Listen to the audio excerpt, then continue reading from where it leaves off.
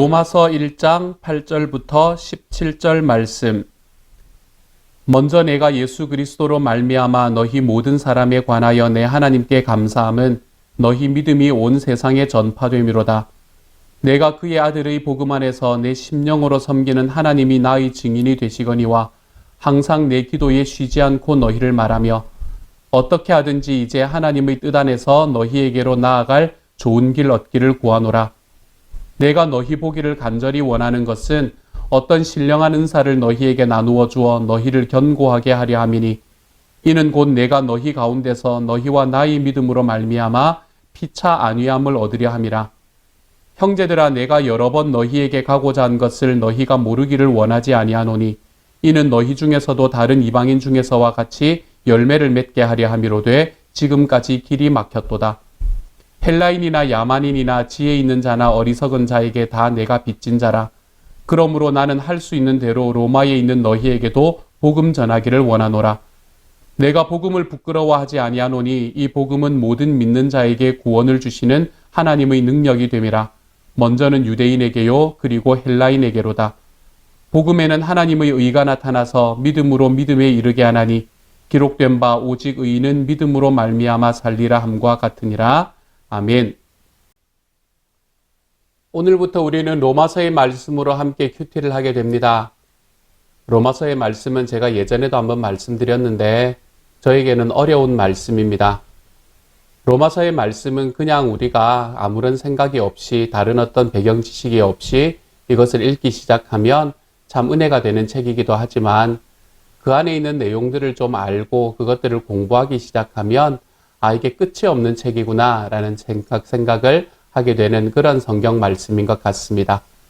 그래서 로마서 말씀은 저에게 언제나 도전이 됩니다. 이것을 읽는 것도 도전이 되고 그리고 이 말씀을 연구하는 것은 더더욱 큰 도전이 됩니다. 제가 가지고 있는 생각과는 상관이 없이 이렇게 큐티 말씀이 로마서가 되어서 참 좋습니다. 이 기회에 다시 한번 생각해보고 다시 한번 이야기해보고 그리고 다시 한번 연구해 볼 수 있는 기회가 제게 될 수 있을 것이기 때문입니다. 그리고 제가 묵상하고 제가 공부한 모든 것들을 여러분께 하나하나씩 나누어 드리겠습니다. 그것으로 인해서 저와 여러분이 이 로마서를 통해서 우리들의 삶에 하나님에 대한 신앙과 그리고 복음에 대한 확신이 우리들 속에 좀 더 넘쳐날 수 있는 시간이 될 수 있기를 소망합니다. 우리 주일날의 말씀이 끝이 났고요. 오늘은 월요일 로마서의 두 번째 시간인데요. 1장 8절부터 17절까지의 말씀을 이야기를 해주고 있습니다. 하나하나 설명해 가면서 그리고 이 8절부터 17절까지의 말씀이 로마서 전체와는 어떤 연관을 가지고 있는지를 여러분에게 조금 풀어드리려고 합니다. 먼저 8절은 이렇게 이야기를 하지요. 먼저 내가 예수 그리스도로 말미암아 너희 모든 사람에 관하여 내 하나님께 감사함은 너희 믿음이 온 세상에 전파됨이로다. 여기서 온 세상이라고 하는 것은 말 그대로 온 세상을 말하는 것은 아닙니다. 주변 국가가 다 안다는 것이지요. 로마에 어떻게 복음이 전해졌을까라는 것에 관한 이야기는 여러 가지의 설들이 있습니다. 하지만 그 중에서도 제 눈에 보기에 가장 합당하다라고 생각되는 것은 아마도 처음에 이 오순절 사건이 일어났을 때에 그곳에 와서 예수님에 대한 복음을 들었던 사람 중에 아마 로마에서 살던 사람들이 그곳에 있었던 것 같습니다. 그랬기 때문에 그 사람들이 자기 나라로 돌아가서 그곳에서 예수님의 복음을 전하기 시작했던 것이 로마 교회의 첫 시작이라고 생각을 하면 괜찮을 것 같아요. 로마 교회의 교인들 중에 가장 유명한 사람들이 누군가 우리가 딱 두 사람만 꼽으라면 아마 브리스길라와 아굴라를 꼽을 수 있을 것입니다. 브리스길라와 아굴라는 이 바울을 만나서 바울과 함께 선교 여행을 하던 사람이기도 한데요. 그를 도와서 선교 여행을 하던 사람이기도 한데요. 이 브리스길라와 아굴라는 원래 어디 살던 사람들이었나 하면 로마에 살던 사람들이었습니다. 그런데 이 로마에 살고 있는 과정 속에서 그 로마에 있는 그리스도인들을 다 추방하라라는 명령이 그때 당시 황제로부터 떨어지게 됩니다. 이것은 실제로 역사적으로 일어난 사건입니다. 그래서 이제 이들도 그 로마로부터 떠나게 되지요. 그런데 그들이 로마를 떠나기 전에 이들은 이미 그리스도인이었다는 것입니다. 그렇기 때문에 브리스길라와 아굴라는 바울로 인해서 복음을 받아들인 사람들이 아니었습니다. 이들은 원래부터 그리스도인들이었지요. 그렇기 때문에 로마에는 바울이 들어가기 전에, 그리고 바울이 선교 여행을 시작하기 전에 그곳에는 이미 복음이 들어가 있었고 그곳에는 교회가 세워져 있었다는 이야기입니다. 그렇기 때문에 이 로마 교회를 세웠던 첫 번째 사람들, 그 사람들은 아마도 사도행전 2장에 나오는 이 성령 강림 사건으로 인해서 그곳에서 예수님을 듣게 되었던 사람 중에 이 로마 사람이 있어서 그 사람이 자기의 그 복음을 자기의 고향에 가지고 갔을 것이다 라고 생각하는 것이 가장 옳을 것 같습니다. 그렇기 때문에 로마에는 일찍부터 교회가 세워져 있었다고 생각을 하시면 됩니다. 누군가가 딱 복음을 전해서 시작된 것이라기보다는 그곳에서는 아마 그렇게 예수님에 대한 복음을 들었던 사람들이 함께 모이고 그들이 같이 예수님을 전함으로 인해서 그곳에는 일찍부터 교회가 세워져 있었던 곳이다. 이렇게 생각하시면 됩니다. 바울은 그렇기 때문에 오늘의 말씀에서 너희 믿음이 모든 주변국 모두에게 전파되어 있다. 너희가 이미 믿고 있다는 것을 우리가 다 알고 있다. 이렇게 이야기하는 것으로 오늘 8절의 말씀을 시작을 하고 있는 것이지요. 그리고 9절과 10절의 말씀은 이렇게 말합니다. 내가 그의 아들의 복음 안에서 내 심령으로 섬기는 하나님이 나의 증인이 되시거니와 항상 내 기도에 쉬지 않고 너희를 말하며 어떻게 하든지 이제 하나님의 뜻 안에서 너희에게로 나아갈 좋은 길 얻기를 구하노라. 이렇게 말합니다. 자, 이 말씀은 무엇을 이야기를 하나 하면 이 말씀은 참으로 여러 가지 이야기를 해주고 있습니다.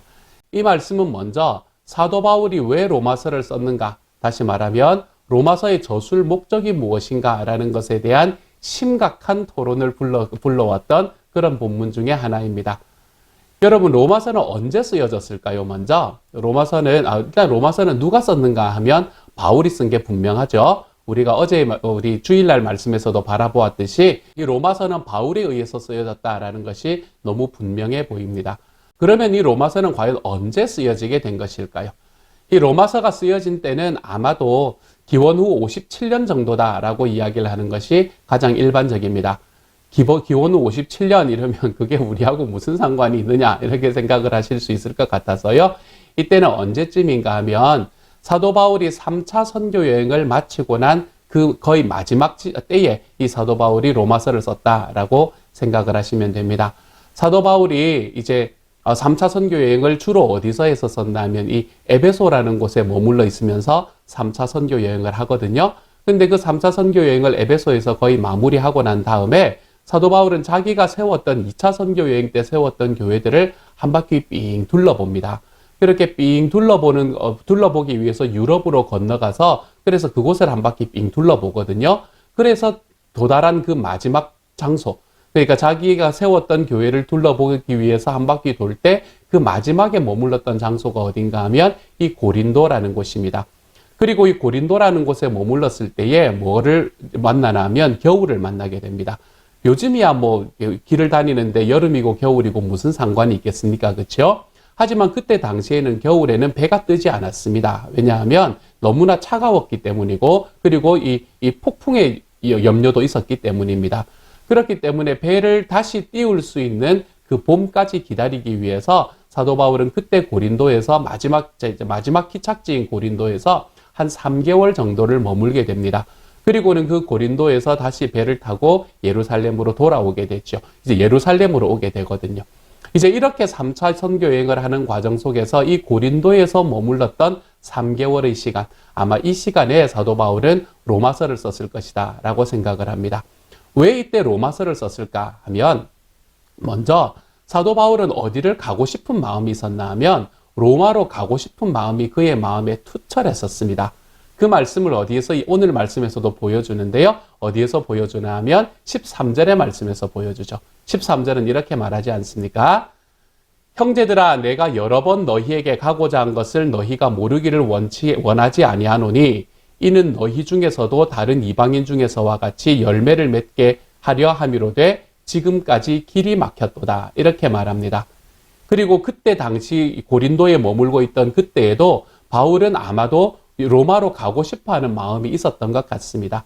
그런데 이제 여러 가지 상황 속에서 그것들을 이 로마로 가지 못하는 상황이 생겼어요. 그 여러 가지 상황 중에서 가장 중요했던 상황은 무엇인가 하면 사도 바울은 그때 당시에 이제 자기가 세웠던 교회들을 쭉 돌면서 그곳에서 무엇을 수집하나 하면 그곳에서 헌금을 수집하게 됩니다. 이 헌금을 걷게 됩니다. 그 사람들이 미리 준비해 놓았던 헌금들을 사도 바울이 가져가게 돼요. 그리고 그 헌금은 무엇을 위해서 쓰여지나 하면 이 예루살렘 교회를 위해서 쓰여지는 그런 헌금이 됩니다. 그래서 이제 그때 사도 바울이 그 모든 교회들로부터 받았던 그 헌금들이 이제 모여지게 된 거예요. 그래서 이 헌금들을 어디로 가지고 가야 되나 하면 이 예루살렘 교회로 가지고 가야 되는 상황이 생겨난 것이죠.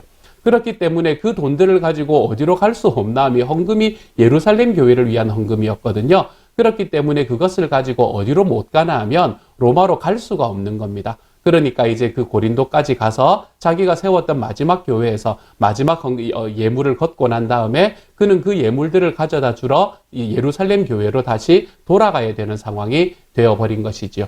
그래서 그는 지금도 로마로 가지 못하게 되는 상황에 처해져 버린 겁니다. 그래서 이 오늘 13절에서 지금까지 길이 막혔도다 라고 이야기를 합니다. 그리고 지금도 길이 막히고 있는 상황이 되는 것이지요.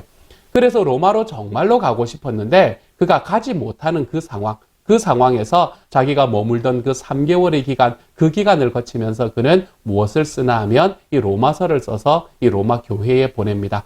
이 로마서를 써서 로마 교회에 보내면서 그가 가지 못하는, 그가 그곳에 가서 사람들의 얼굴을 보면서 직접 그들과 교제하지 못하는 그 아쉬움을 달래고 있는 것이 바로 이 로마서가 되는 것이지요.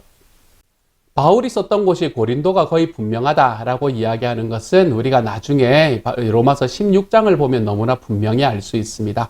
로마서 16장에 보면 바울이 고린도 설교 때 회심했던 가이오, 이 가이오라는 사람이 지금 자기가 머물고 있는 곳의 주인으로 있다. 이렇게 이야기를 하고 있고요.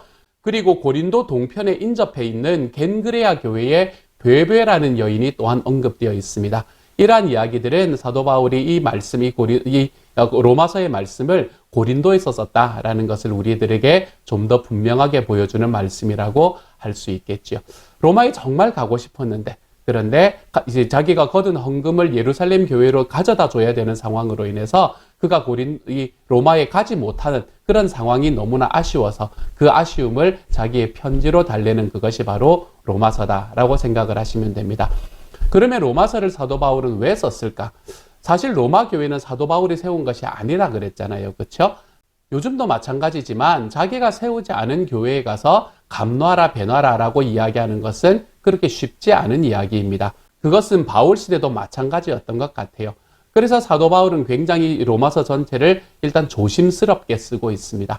그런데 사도 바울이 로마서를 쓴 이 원인이 무엇일까? 그 목적이 무엇일까? 이것에 대해서도 학자들은 한없는 토론을 벌입니다. 그리고 지금도 그것에 대한 결론은 나지 않았습니다. 그렇지만 제가 가지고 있는 두 가지의 마음이 있습니다. 그것은 무엇인가 하면 첫 번째로는 사도 바울은 이 로마서를 왜 썼나 하면 사도적인 목회서신으로 썼다라고 생각을 합니다. 사도적인 목회서신, 다시 이야기해서 자기가 세우지는 않았지만 그렇지만 그 로마 교회라는 곳에서 일어나는 일들에 대해서 들었을 거 아니에요. 그리고 그 들은 것을 가지고 자기가 칭찬할 것, 그리고 자기가 아쉬운 것, 그것에 대해서 목회하는 마음으로 편지를 쓴 것이 이 로마서다라고 생각을 할 수 있을 것이고요. 특별히 그 부분에 관한 이야기는 우리가 나중에 특별히 이 14장과 15장의 말씀에 가면 좀 더 분명하게 다룰 수 있게 될 겁니다. 그리고 또 하나 사도 바울이 이 말씀을 썼던, 이 로마서를 썼던 목적이라고 생각하는 것은요, 신학적인 자기소개서다라고 저는 생각하는 곳에 제 마음이 있습니다. 저는 사도 바울의 삶을 생각을 하면 사도 바울은 신학자라고 생각하지 않습니다. 사도 바울은 신학자라고 생각하기는 너무나 다른 이야기, 그러니까 너무나 일관적이지 않은 이야기들을 하고 있어요. 이곳에는 이런 이야기를 하고 저곳에는 저런 이야기를 하고 있는 듯한 그런 말씀을 우리가 사도 바울의 성경에서 찾아볼 수 있는 것도 사실입니다. 왜 그랬나 하면 저는 사도 바울은 신학자가 아니라 선교사였기 때문이다 라고 생각합니다. 사도 바울은 선교사였기 때문에 자기의 선교 현장에 맞는 말씀을 거기에 맞게 전했던 사람이 사도 바울이었다는 것이죠. 그렇기 때문에 사도 바울의 말씀, 사도 바울이 썼던 성경을 바라보면 완전히 일관되지 않습니다. 그는 여기에서는 다 이런 이야기를 하고 저기서는 저런 이야기를 하는 듯합니다. 왜요? 선교지의 상황이 달랐기 때문에요. 물론 그 안에 있는 그 사도 바울의 중심의 마음은 그 하나님과 예수 그리스도에 대한 중심은 다르지 않았지만 그는 그것을 자기의 선교지에 합당하게 맞도록 적용해 나갔던 사람이 바로 사도 바울이라고 생각합니다. 그런데 이 사도 바울이 썼던 책들 중에서 가장 신학적인 책이 무엇인가 하면 바로 로마서입니다. 그래서 로마서를 읽고 로마서를 이해하기는 참 어렵다고 말씀드렸던 거예요. 로마서 말씀은 우리에게 사도 바울이 가지고 있던 자기의 신앙이 무엇인지를 마치 집대성해줘서 이야기를 해주는 그런 말씀인 것 같습니다. 물론 이것이 사도 바울이 썼던 그 사도 바울의 말년에 쓰여졌던 책이기 때문에 그의 평생의 이야기를 한 책에 모아놓았기 때문에 그럴 수도 있습니다. 그렇지만 어쨌든 이 말씀은 저는 이렇게 신학적으로 쓸 수밖에 없었던 이유가 사도 바울이 왜 로마에 굉장히 가고 싶다고 이야기했잖아요. 사도 바울은 예루살렘으로 가면서 그 예루살렘이 자기의 삶의 마지막이라고 생각하지 않았거든요. 그는 로마로 반드시 갈 수 있을 것이라고 생각하고 그리고 그곳을 발판으로 해서 스페인까지 가고 싶은 마음이 있었었거든요. 그렇기 때문에 사도 바울은 로마에 가려는 그리고 자기는 갈 수 있다고 생각을 했는데 어느 날 갑자기 사도 바울이라는 사람이 물론 사람들이 이제 소문으로는 들었겠지만 로마에 턱 나타나서 하나님의 복음을 전하기 시작하면 좀 이상하지 않겠어요. 그렇죠? 그렇기 때문에 미리 나는 이런 사람입니다 라고 자기소개서를 그들에게 보내준 것이라고 생각합니다. 요즘에도 교회에서 왜 사역자를 뽑게 되거나 이러면 자기의 신앙 고백서를 받잖아요. 그것과 비슷한 이야기라고 저는 생각을 합니다. 사도 바울은 그렇기 때문에 이 로마서를 사도적인 목회 서신일 뿐만이 아니라 신학적인 자기소개서의 형태로 이 로마에 있는 교회들에게 보냈던 것이지요. 그렇기 때문에 그는 로마 교회에 대한 자기의 이야기를 하고 싶었을 뿐만이 아니라 로마 교회를 향해서 자기가 어떤 사람인지를 말해주고 싶은 이야기도 이 안에 같이 포함시키고 있었습니다. 그러므로 이 로마서는 사도 바울의 신앙 고백서 같은 거예요. 내가 앞으로 이런 사람, 나는 이런 사람이고 앞으로 이런 사역을 할 것입니다 라는 것을 이야기해 주는 그런 신앙 고백서 같은 것이 로마서의 말씀이다 라고 생각하시면 됩니다. 이 모든 것들이 뭐하고 연결되어 있나 하면 사도 바울이 로마로 가고 싶었는데 가지 못했던 일, 그것과 연결이 되어 있는 겁니다. 사도 바울이 로마로 가고 싶었는데 못 갔기 때문에 그 고린도라는 곳에서 이 서신을 쓸 수밖에 없었고 그리고 이 서신을 쓰는 과정 속에서 그는 이 사도적인 목회 서신이자 신학적인 자기소개서로 이 책들을 기록했다라고 이 말씀은 우리들에게 보여주고 있는 것 같아요. 그렇기 때문에 로마서는 사도 바울이 어떤 신앙을 가지고 있는지를 우리들에게 가장 분명하게 드러내주고 있는 말씀 중에 하나입니다. 그래서 이 로마서를 읽는 사람들마다 이 로마서는 참 많은 사람들에게 능력을 발휘했거든요.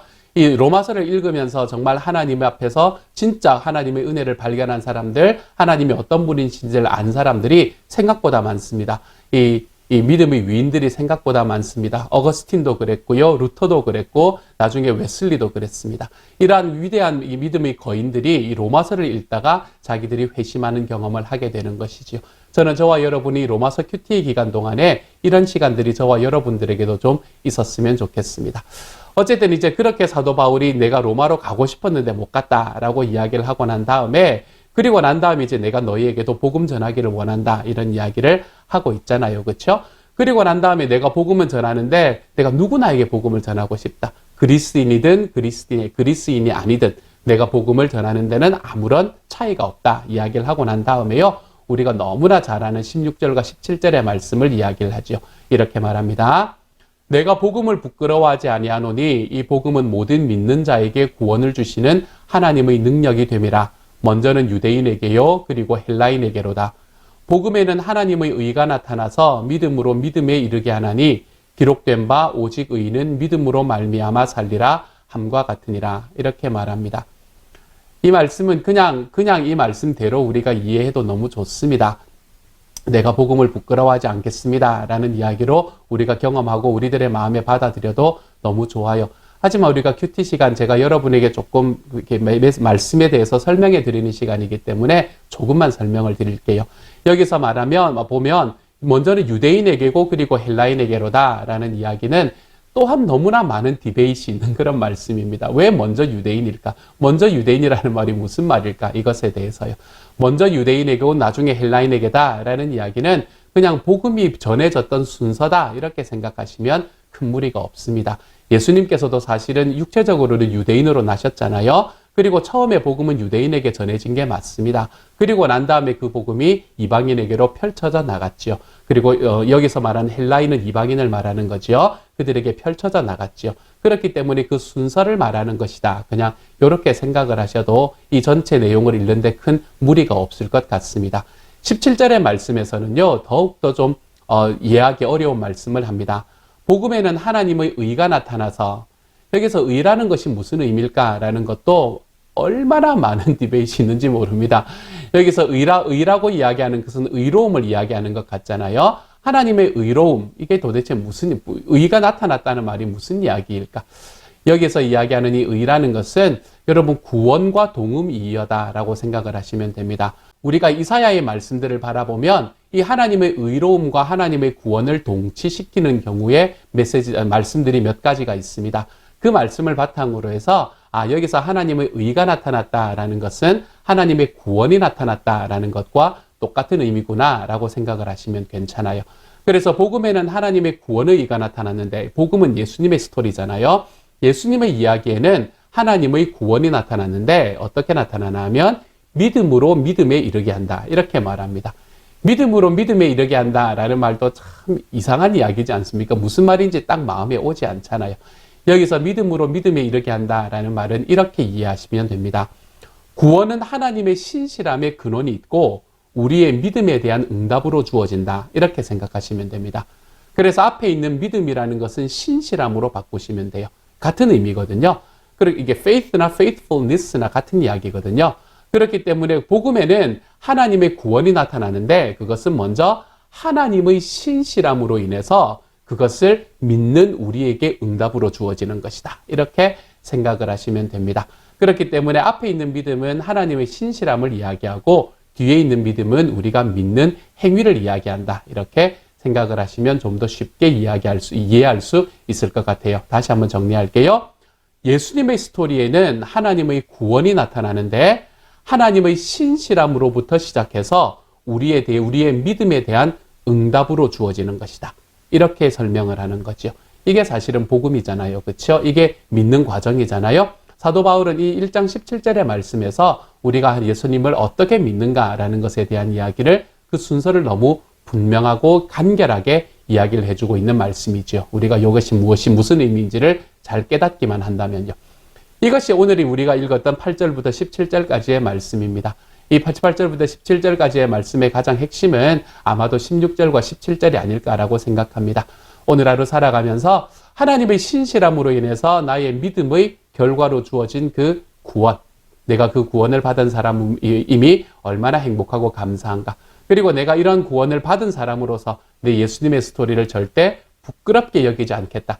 우리들의 삶 속에서 좀 즐거워도 해보고 결단도 해볼 수 있는 시간이 되기를 소망합니다. 그래서 이 1장 16절 17절의 말씀처럼 저와 여러분의 삶 속에서 오늘 하루 살아가 볼 수 있는 삶, 저는 그런 삶이 되어가기를 소망합니다. 다시 한번 읽고 같이 한번 기도하도록 하죠. 16절 17절은 이렇게 말합니다.